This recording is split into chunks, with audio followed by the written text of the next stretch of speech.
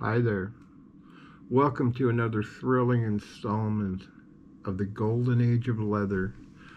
Biker stories from the what year was it?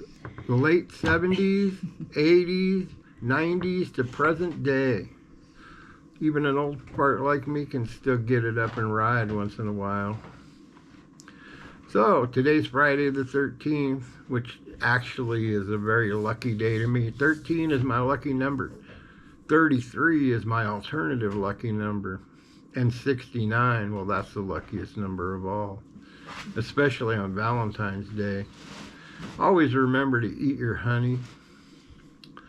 It's important. It builds strong bones. Enough of all that nonsense.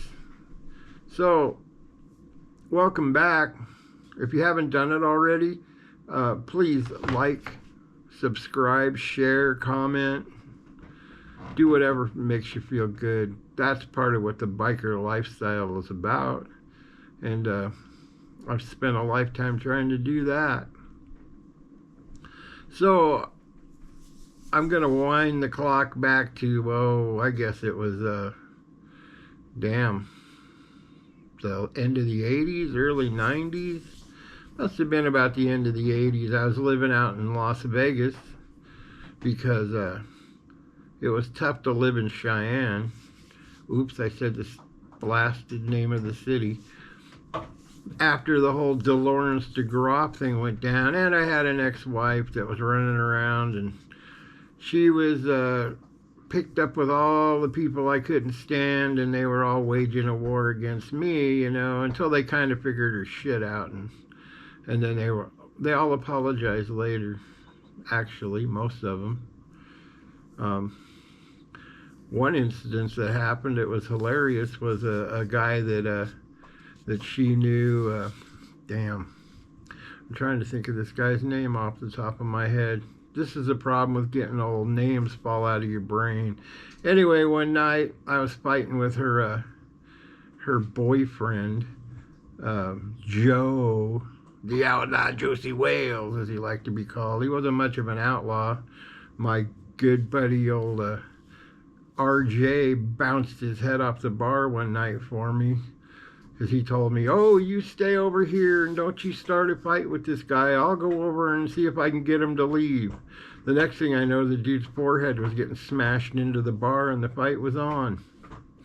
And thanks, RJ.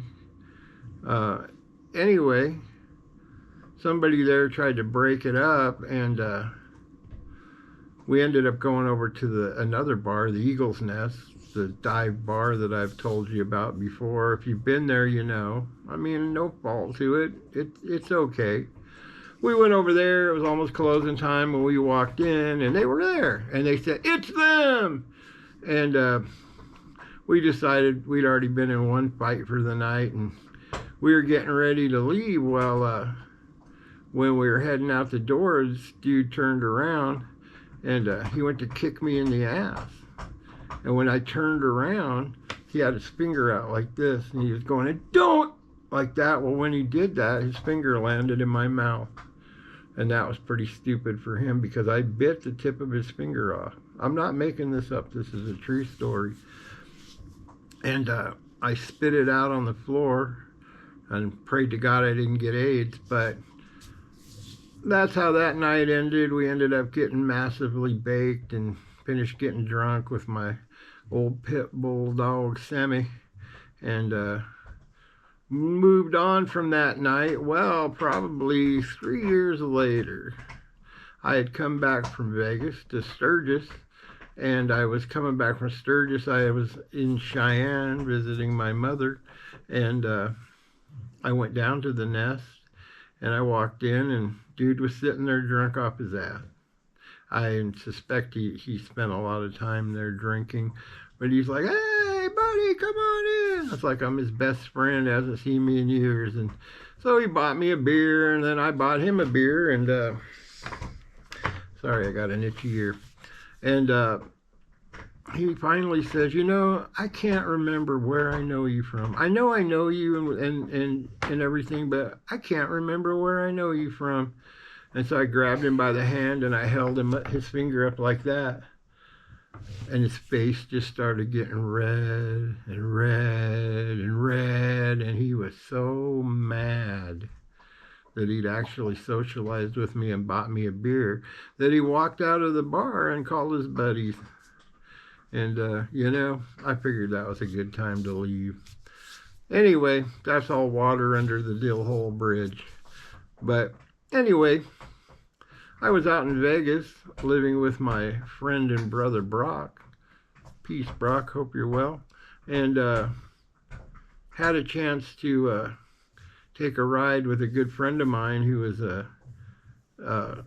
allegedly a enforcer for the Hells Angels. I'm not going to confirm or deny any of that, but me and him rode out. I had a nice little shovel head, and he had a shovel head, and I think Brock's bike was down. I don't remember, but he was going to come out the next day. There was a reason he didn't ride with us, but we ended up riding through Death Valley at night, which is interesting. You have to do it at night in the summertime because the daytime temperatures getting into the desert over there are well over 100 degrees, and you just can't do it.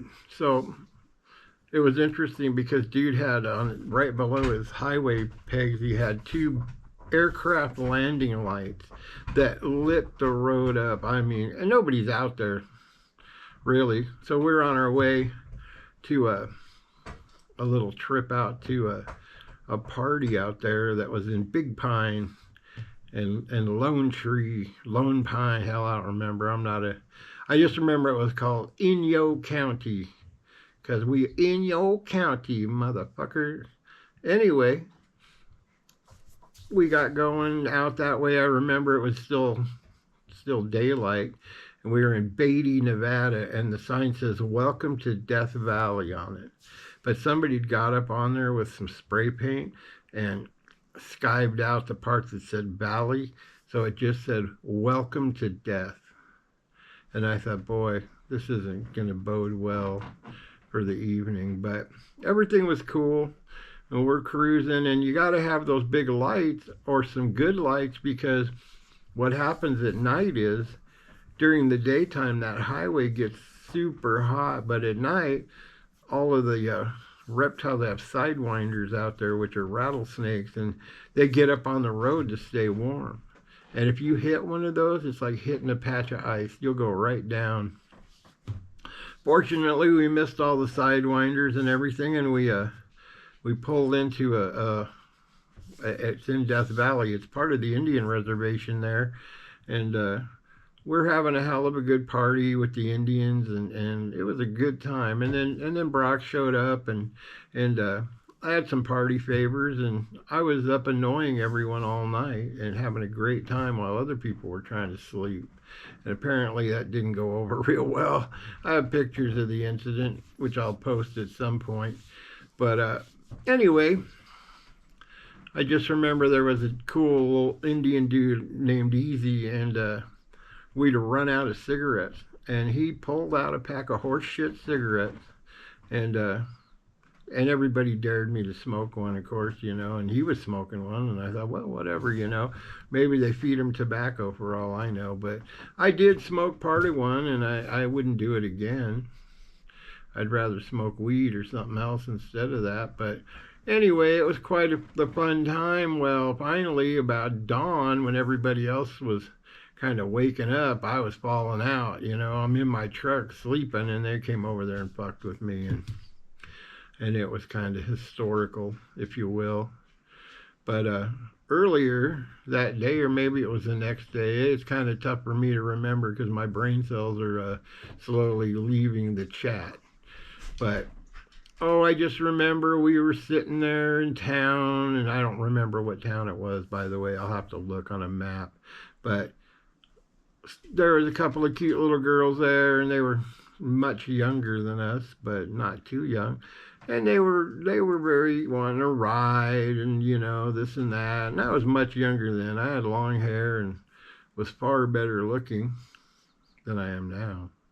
Anyway, so I ended up giving this one little gal a ride around, and enjoyed watching her eating an ice cream cone. But then I come to find out I wondered why all of a sudden the cops were up my backside and I couldn't get away from them. And I come to find out that that's the sheriff's daughter.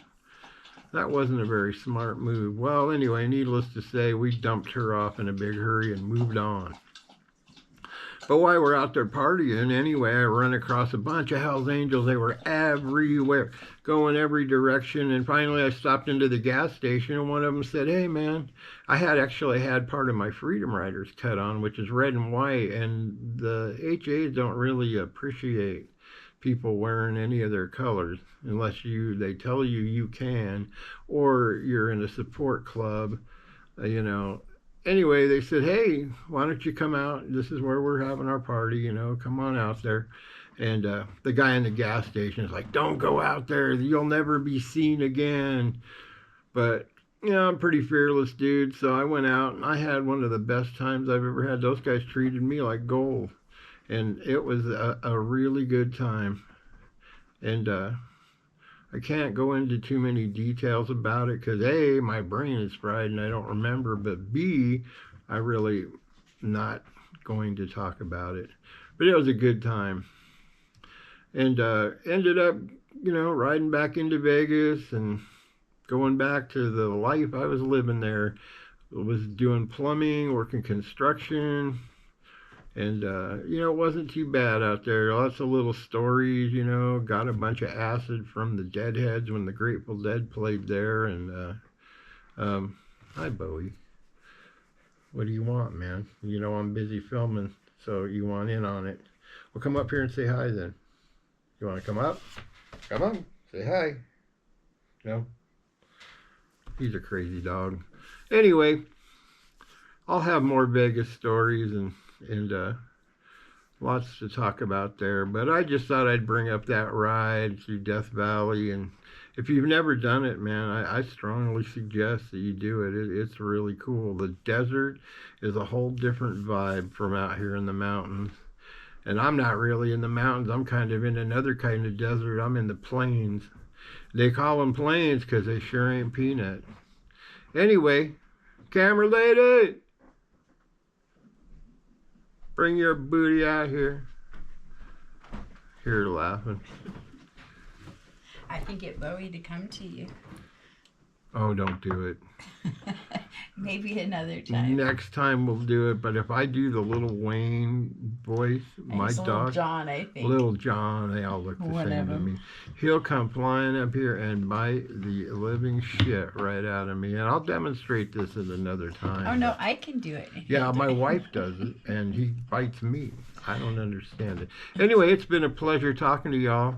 Come on back and see me next week. And have a great Valentine's Day. Make sure you kiss your woman and treat her right. Even if she ain't treating you right, it's a great day to make them feel guilty for something. Anyway, have a great one. Friday the 13th.